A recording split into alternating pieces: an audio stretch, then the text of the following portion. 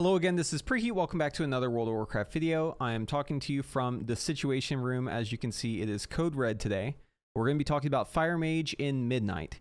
And I have been logging the character to get an idea of how the damage looks and what the damage profile is.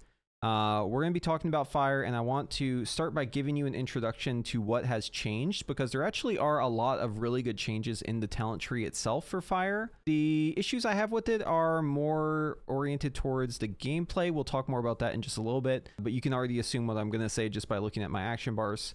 Let's take a look. So, Pyroblast, Fire Blast, Combustion, these spells are unchanged. They're exactly the way that you remember them. We do now have a choice node on Flame Strike so that we can use it on our target as opposed to using it on our cursor, which is fantastic. We do have some reorganization here on the tree, of course, but really sad to say that Quick Flame has been removed. I felt like this was such a good change that they did in The War Within, and seeing it go back to Flame Patch and having to rely on the tank to keep the mobs in the spot where the Flame Strikes were to get the full damage. I'm not really sure why we are going back on that. As you can see, Meteor is locked behind Flame Patch, which makes it pretty taxing to pick up for Frostfire. And Frostfire itself just like has a lot of issues for Frost and for Fire. Not going to get into that just yet. But as you can see, Scorch has been removed. It's now just a talent that increases our Fireball damage. So basically, whenever a target goes below 30% health, Fireball is always going to crit. Right now, this talent's bugged, and it makes it so Pyroblast also always crits, which is pretty damn good. But yeah, this talent Scald, I'm not sure if this one affects Pyroblast too, but it makes it so Fireball also does more damage. The idea here is Fire does have Execute very clearly, and Fireball always critting is kind of a big deal because we press Fireball a lot. It is our main generator for Hot Streak, so very, very strong. Moving down the tree, we also have our Cinderstorm talent back, but this is just a proc, so it says casting Pyroblast or Flame Strike has a chance to summon a storm of 5 cinders that pursue your target. And then whenever they reach your target, they do damage, they apply Ignite, and they also spread your Ignite up to 1 target. Interesting. Also, we have Pyroclasm back. This is probably one of the best changes. So, SKB has been removed, but essentially we have the talent that was like the precursor to it before the Shadowlands came out. So this is essentially the bracers, if you remember the marquee bracers from Legion, that made it so that whenever you procced it, you were able to hardcast a Pyroblast, and it did really, really big damage. And I'm happy to say that the coefficient on Pyroblast has been increased pretty substantially. Like, Pyroblast hits really damn hard. So having it get amped with this damage, especially during Combustion, is massive. And this feels really, really good because you actually have 2 stacks that you can get. So you can hold on to a Pyroclasm stack and like wait and try to put it inside of a Combustion. And as long as you use it before it expires, you're not losing out on any value there. Because if you see you get a second stack, you just go ahead and use one right away. Or refresh duration. So this is awesome talent. Love this talent. And then as you can see here, Kindling is a flat CDR on Combustion. And there is no Unleashed Inferno talent. So there's no more CDR on Combustion in terms of like constant uptime. It's just a flat number. Combustion cooldown is 2 minutes by default. And it's a half-minute cooldown with Kindling. If you spec into Frostfire, you can also get an additional 30 seconds off of Combustion. This makes Combustion a 1 minute cooldown. I really like this change, and having Combustion be a set cooldown means that the APM of Fire goes down quite a bit. Right now, Fire is a little hyperactive with its damage, and Combustion is just like way, way, way too high in the uptime. So reining it in by making just a flat cooldown and also getting rid of shifting power, which, you know, helps this too. It makes it so that Blizzard can actually make Pyroblast hit hard, and it makes it so Combustion can also do a lot of damage. And I like that. That's a very, very good change. So kudos for Blizzard for that one. And then also we have like CDR on Fireblast and some other stuff that you're probably familiar with, like Molten Fury and Firefall, just random meteors. Moving on, we have the Apex talents. So this is fired up. It makes it so whenever Combustion is active, Consuming Hot Streak has a chance to give you a damage bonus. That damage bonus is also going to reduce the cooldown on your Fireblast. And it's going to make it so that your Combustion is extended. So these procs are really, really awesome. And it makes it so, you know, haste is pretty damn important because of the Fireblast cooldown. But makes it even more important because getting more of these in your Combustion means more Combustion uptime. And Combustion uptime is a precious, precious resource now that we can't just like get infinite Combustions. So this one's pretty fun to play with. So like in the log, whenever I was playing, you can look at my Combustion uptime. So like on average, and this is with a character with like no stats, by the way, like I have like no crit. I have like a lot of haste for my gear, but I'm level 83, so it's not very high. So these are like pretty bad stats, right? But with these stats, I'm able to achieve around 16% uptime on combustion, which is not bad. You know, this is more in line with what you would expect with like a real cooldown that actually increases your damage. And as you can see in the damage profile, like that is very clear. Like we do have burst again. Our normal damage is kind of floating around this point right down here. Not very high. We're talking about maybe 3k DPS, something like that. And we're peaking over here at around 15k DPS. So it's like 5 times more damage in our cooldowns than outside of cooldowns. So Fire Burst is back and is set to a timer, and there's no making that timer shorter except for going Frostfire or picking Kindling. Overall, fantastic. Love this. Love that Combustion feels really, really strong. I love that Pyroblast feels like it's very powerful too. So yeah, I love the fact that we have so much burst now. It feels like Combustion is like a proper cooldown. And I also love that Pyroblast damage is actually pretty high too. So just to like drill down on this to show you. So Pyroblast does crit like pretty hard. 12k is like fairly high. I know that the numbers are squished, so it's hard to like understand how much damage this is actually doing. But like a 41k crit is massive. This is like more than a Devourer using their Collapsing Star ability, which is like their giant Spirit Bomb spender with like a couple stacks. Like it's very, very strong.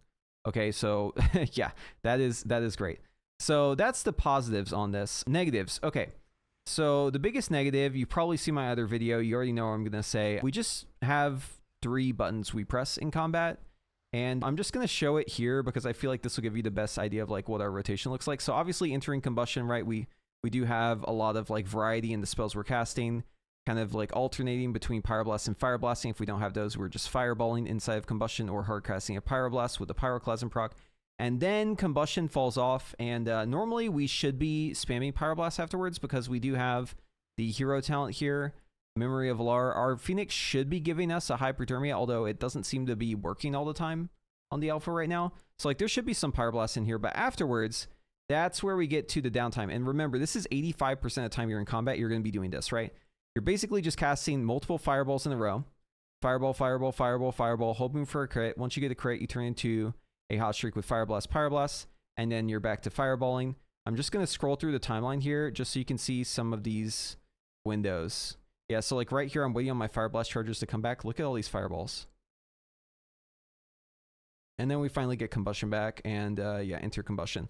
So there is like a way that you can kind of circumvent having to cast so many fireballs in a row, right? There's a talent for that. It's called Spontaneous Combustion. It makes it so that whenever you press Combustion, you get some of your Fire Blasts back. So you could use up all your Fire Blasts and then pop your Combustion, and this will give you back 2 if you had this talent 2 points into it, which is one way to approach it. Maybe that's going to be the way to go. I'm not sure. Even if you take that talent, you're still going to have like a fairly long cooldown on Fire Blast.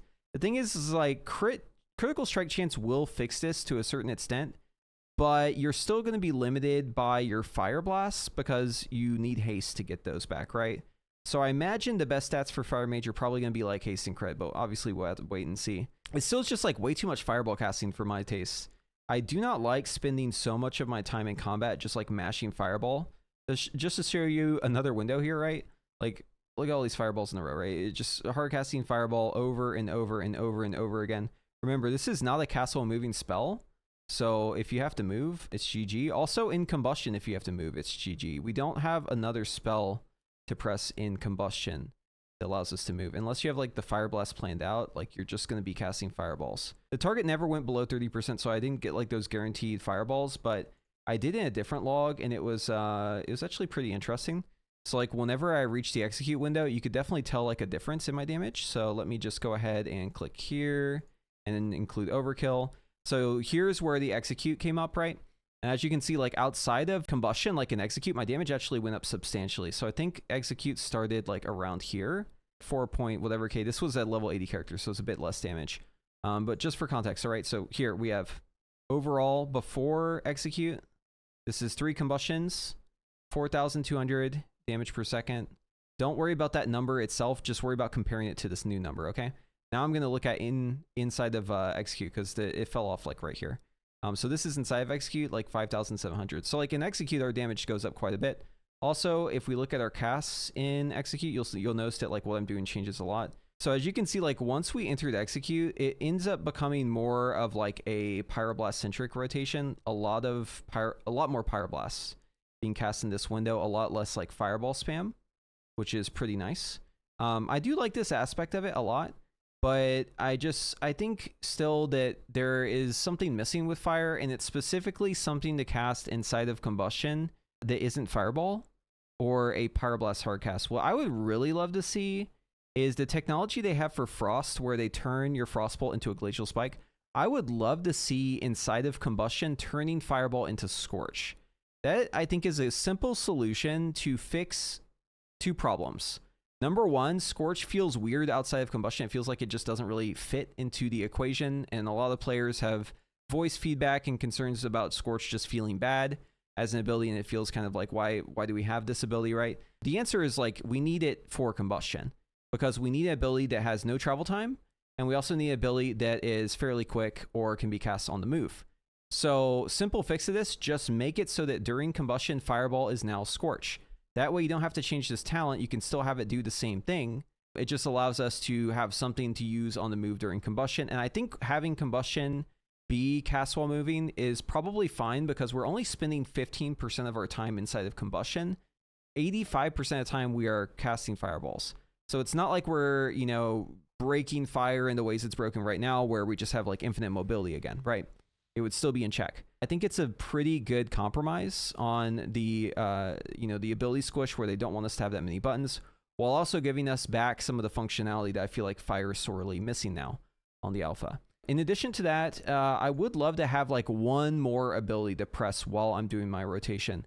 It feels really awkward to just be casting fireballs, and then I'm waiting on my Fire Blast. I'm really only just like managing my Fire Blast cooldown and just keeping that on cooldown. It's interesting because playing Frostfire, you have Meteor as well, and you do cast that outside of Combustion, right? So just like having like one extra button that you press kind of breaks up the monotony of it. Playing Fire for like 10 minutes straight, and I did it 2 different tests here, both were like 11-minute samples. It was very monotonous just casting Fireball so much. So it does help a lot to just break that up with like one extra spell. I have a couple ideas for this, but I'm just going to share one with you that I think is kind of out there. I'd also love to hear from y'all if you have ideas for this too. But my idea is, like, I think Fire is due for a proper resource. All right, so hear me out. Imagine you have heat as a resource. Every time you use a hot streak, it's going to give you 5 heat or something like that. Maybe you can hold 100 in total. And then once you have at least 50, then you can consume it on a move that's a flamethrower, channeled spell. It's going to take up like 5 every time you tick with it. So it's just going to tick down over time. If you cancel it, it's just going to keep whatever remainder heat you have in there, right? And then you could use that in the future. Just something like this that you could use and kind of channel and consume that resource outside of your Combustion, or maybe inside of Combustion if you need something else to fill some time. I think would be really, really great. So just one idea, right? Just like something like that to break up the monotony of casting fireballs, I think would go a long way. And it kind of feels to me, I mean, honestly, it's similar to the Devourer design, and I really like that design. So I think like just something like that would really, really be awesome for the spec. But yeah, you know, overall, I think Fire has just kind of drawn the short straw. Alpha, especially when you're this early and Blizzard's making like big changes, it is possible to get lowballed, and you have to think about these things as like a negotiation. Like, we are negotiating with Blizzard to try and like pull the spec in the direction that we feel is fun and interesting. They have given us their offer. Now we need to counter offer with constructive feedback and give them thoughts on how they can improve Fire, while also like not violating this idea of simplicity that they want, which clearly is like a directive. You know, they're trying to make the specs more simplified, and it is possible to have that and also have an interesting spec to play too. So anyways, those are my thoughts on Fire so far, and also just like how it plays in general. If you want to leave a comment, I'd love to hear from you, just what you're thinking about Fire and how you're feeling about the overall design shift as a whole. And if you like this video, be sure to give it a thumbs up, and if you want to see more of my content, be sure to subscribe to the channel and ring that notification bell, and hopefully I see you in the next one.